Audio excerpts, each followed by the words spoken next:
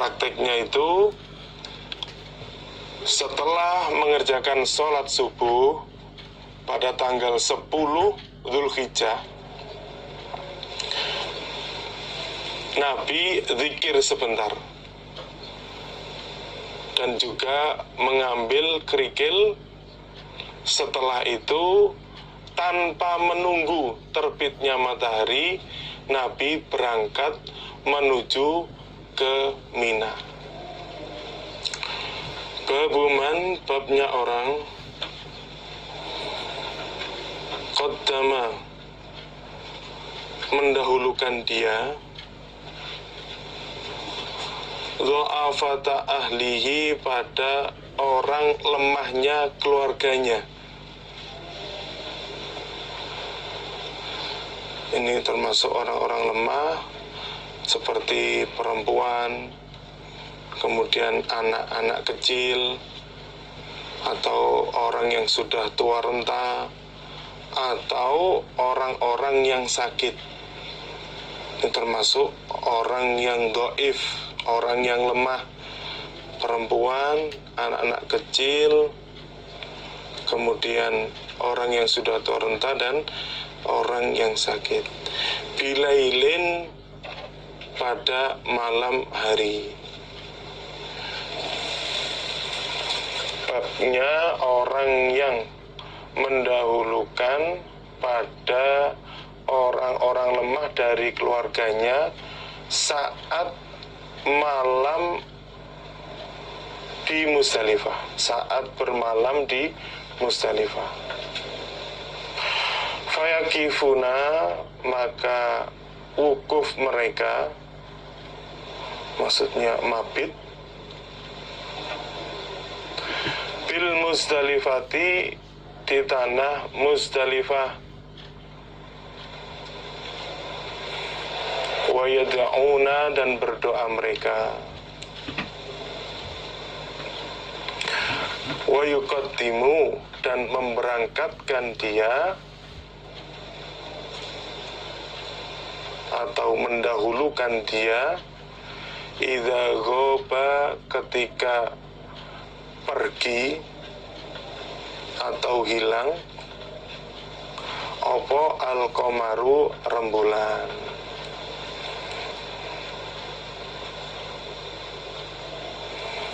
Kemudian mereka tetap melaksanakan mabit di Muzdalifah dan juga berdoa.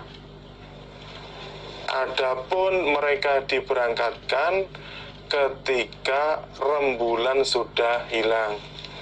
Jadi prakteknya itu sepertiga malam yang akhir sebelum subuh, mereka boleh meninggalkan tanah Muzdalifah menuju ke Mina.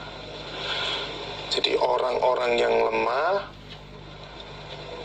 diberi rukhsah, diberi kemurahan oleh Nabi meninggalkan tanah Muzdalifah sebelum subuh.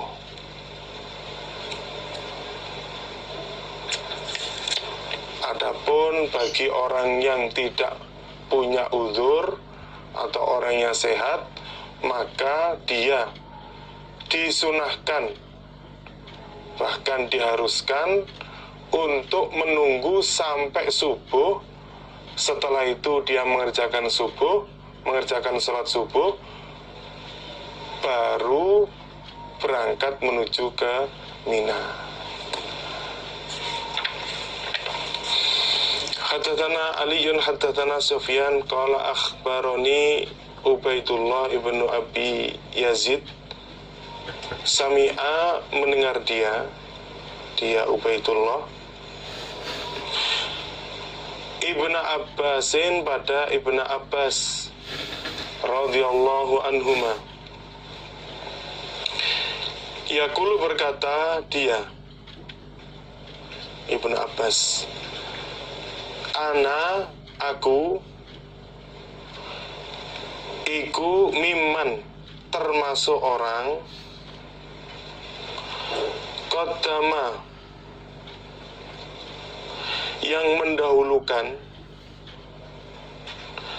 siapa Nabi sallallahu alaihi wasallam Lailatul Muzdalifati, pada malam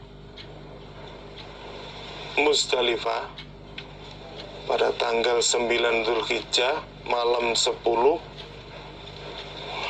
fi do'afati ahlihi, di dalam orang-orang lemah keluarganya Nabi.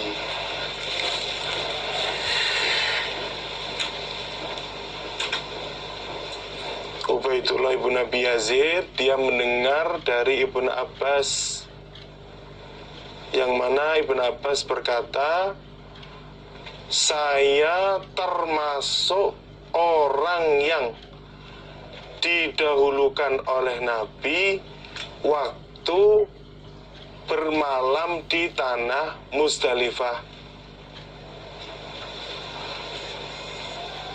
digolongkan orang lemah-lemahnya keluarganya Nabi.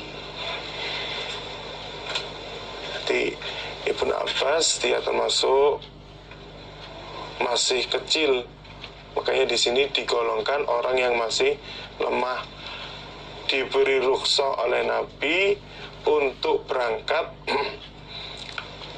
sebelum subuh atau setelah sepertiga malam yang akhir.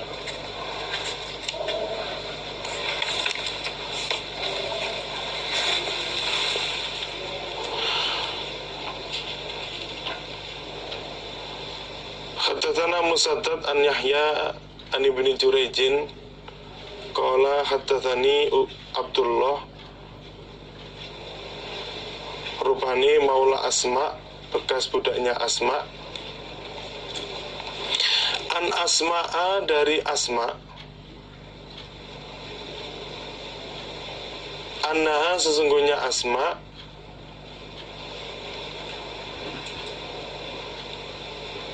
iku nazalat, bertempat dia,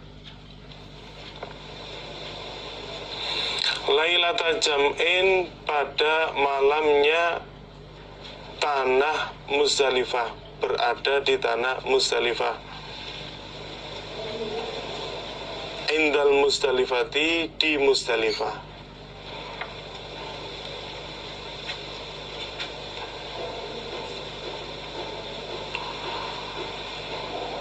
Faqomat, maka berdiri dia, tusolli, sholat dia,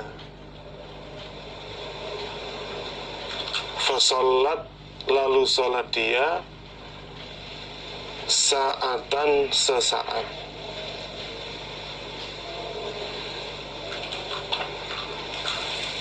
Ubaid Abdullah dia bercerita bahwasannya Asma pada malam 10, itu tanggal 9 Dzulhijjah, dia bertempat di Muzdalifah. Kemudian dia berdiri untuk melaksanakan sholat malam, dan dia mengerjakannya sesaat, beberapa waktu. Summa qalat, kemudian berkata dia, ya bunayya, wahai anakku,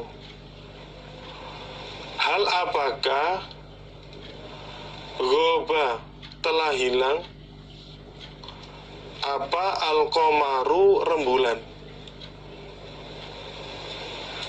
Setelah Asma mengerjakan sholat, kemudian dia bertanya kepada Abdullah, wahai anakku, apakah rembulan sudah hilang?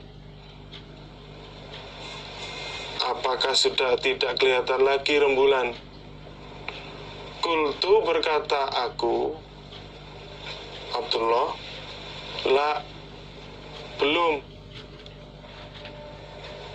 Jadi masih ada rembulan, masih kelihatan jelas.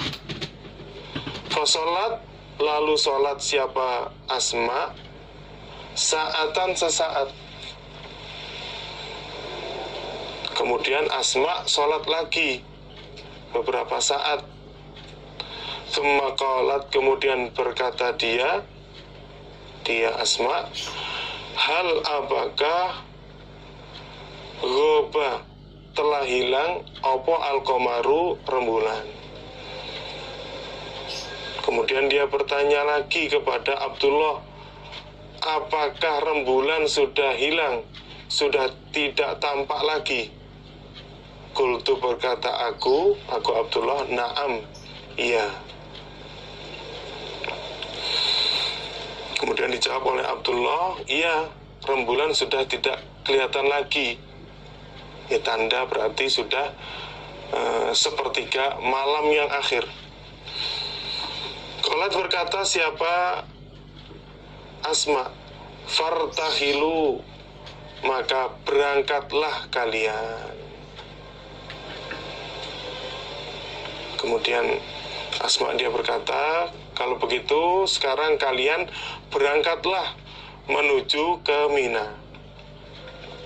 Fartahalna, lalu berangkat kami. Wa madhaina, dan terus kami. Hatta romat, sehingga melempar siapa Asma al-jamrota, pada jumroh Aqobah.